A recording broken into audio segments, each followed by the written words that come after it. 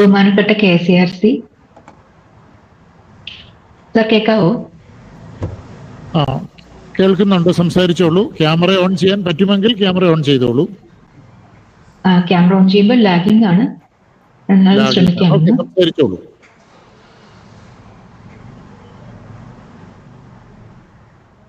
ബഹുമാനപ്പെട്ട KCRC മുൻപാകെ current ബില്ലിനെതിരെയുള്ള എൻ്റെ ഒരു നിവേദനമാണ്. എൻ്റെ പേര് ദീപ്തി എന്നാണ്. എറണാകുളത്ത് നിന്നാണ് എൻ്റെ സ്വദേശം. ഞാനൊരു സോളാർ പ്രൊസ്യൂമറാണ്. എൻ്റെ വീടിന്റെ മുകളിൽ 5 കിലോവാട്ട് ശേഷിയുള്ള ഒരു സോളാർ യൂണിറ്റ് 4 വർഷം മുമ്പ് സ്ഥാപിച്ചതാണ് ഞാൻ. പുനരുപയോഗ ഊർജത്തിനെ കുറിച്ചും പ്രത്യേകിച്ചും പുറപ്പുറ സോളാർ വൈദ്യുതിയെക്കുറിച്ചും അതിന്റെ പ്രാധാന്യവും ആവശ്യകതയും എല്ലാം മനസ്സിലാക്കി അതിനെക്കുറിച്ച് പഠിക്കുകയും പ്രചരിപ്പിക്കുകയും ചെയ്തതിന്റെ അടിസ്ഥാനത്തിൽ ബാങ്ക് ലോൺ എടുത്താണ് ഞാൻ ഈ യൂണിറ്റ് സ്ഥാപിച്ചത്. പുതുതായി കൊണ്ടുവരാൻ ഉദ്ദേശിക്കുന്ന കരട് KCRC ബില്ലിന് എന്നെപ്പോലുള്ള സാധാരണ സോളാർ പ്രൊസ്യൂമർമാരെ വളരെയധികം പ്രതികൂലമായി ബാധിക്കുന്ന ഒന്നാണ്. നിലവിലുള്ള പ്രൊസ്യൂമർമാരെ ഇത് ബാധിക്കില്ല എന്നിപ്പോൾ പറയപ്പെടുന്നുണ്ട് എങ്കിലും നെറ്റ് മീറ്ററിംഗ്, ഗ്രിഡ് ചാർജസ് തുടങ്ങിയവ ഭാവിയിൽ എല്ലാവർക്കും ബാധകമാക്കും എന്നാണ് ഞങ്ങളെപ്പോലുള്ളവർ മനസ്സിലാക്കുന്നത്. അടുത്തതായി നെറ്റ് മീറ്ററിങ്ങിനെ കുറിച്ച് ഒരു വ്യക്തതയാണ്. ഒരു വ്യക്തത ആവശ്യമായ ഒരു കാര്യമാണ്. നെറ്റ് മീറ്ററിംഗിലെ നോർമലൈസേഷന്റെ അടിസ്ഥാനം എന്താണെന്ന് അതിലെത്തിച്ചേർന്ന രീതിയെക്കുറിച്ചും സാധാരണക്കാർക്ക് മനസ്സിലാകുന്ന രീതിയിൽ ഒരു വ്യക്തത വരുത്തണമെന്ന് അഭ്യർത്ഥിക്കുകയാണ്. ഇതിന്റെ പിന്നിലെ തത്വങ്ങളെക്കുറിച്ചുള്ള വ്യക്തതയില്ലായ്മ ആശങ്കകൾക്ക് വഴിവെക്കുന്നുമുണ്ട്.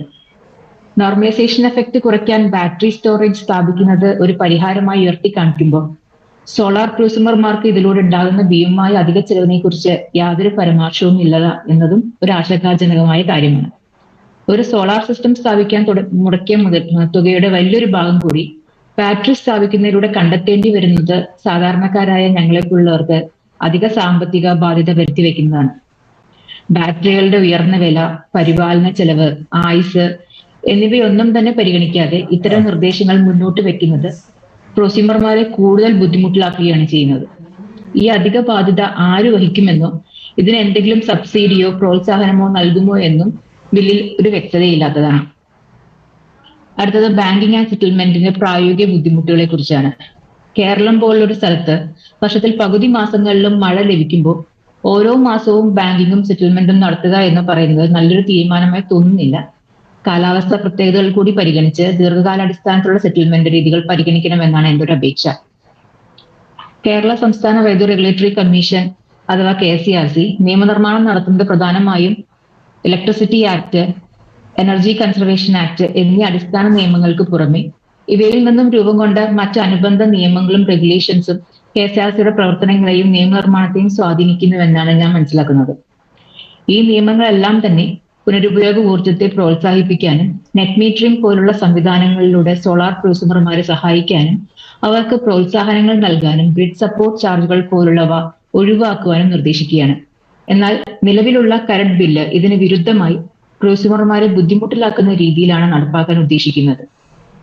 കേന്ദ്ര സർക്കാരും മറ്റ് അയൽ സംസ്ഥാനങ്ങളും ചാർജുകൾ ഒഴിവാക്കി സോളാർ ഊർജ്ജത്തെ മുന്നോട്ട് കൊണ്ടുവരാൻ ശ്രമിക്കുമ്പോൾ വിദ്യാഭ്യാസപരമായി മുന്നിട്ട് നിൽക്കുന്ന നമ്മുടെ കേരളത്തിൽ സോളാർ ഊർജ്ജത്തെ പ്രോത്സാഹിപ്പിക്കുന്നതിന് പകരം നിരുത്സാഹപ്പെടുത്തുന്നത് വളരെ ഖേദകരമായ ഒരു കാര്യമാണ്. പുറമേ നിന്ന് വാങ്ങുന്ന വൈദ്യുതിക്ക് ഉയർന്ന വില നൽകുകയും സ്വന്തം ചെലവിൽ പുറപ്പുറ വൈദ്യുതി ഉൽപ്പാദിപ്പിച്ച് KSEBക്ക് നൽകുന്നതിന് കുറഞ്ഞ വില നൽകുകയും ചെയ്യുന്ന നിലവിലെ സാഹചര്യം നീതിയല്ല. APPC അംഗീകരിച്ച ന്യായമായ വില നൽകി സോളാർ പ്രൊസ്യൂമർമാരെയും അംഗീകരിക്കണമെന്ന് അഭ്യർത്ഥിക്കുന്നു. ഈ കരട് ബില്ല് തയ്യാറാക്കാനായിട്ട് KCRC എടുത്ത പരിശ്രമങ്ങളെ ഞാൻ മാനിക്കുന്നു. എന്നാൽ അത് ജനങ്ങൾക്ക് ഉപകാരപ്രദമാകുന്ന രീതിയിലും വരും തലമുറയ്ക്ക് ഊർജ്ജ സുരക്ഷ ഉറപ്പാക്കുന്ന തരത്തിലും ആയിരിക്കണം. അല്ലാതെ ലൈസൻസിയെ മാത്രം ലാഭത്തിലാക്കാൻ വേണ്ടി ആകരുതെന്ന് ഈ നിയമനിർമ്മാണം എന്ന് ഞാൻ അഭ്യർത്ഥിക്കുകയാണ്. Thank you sir.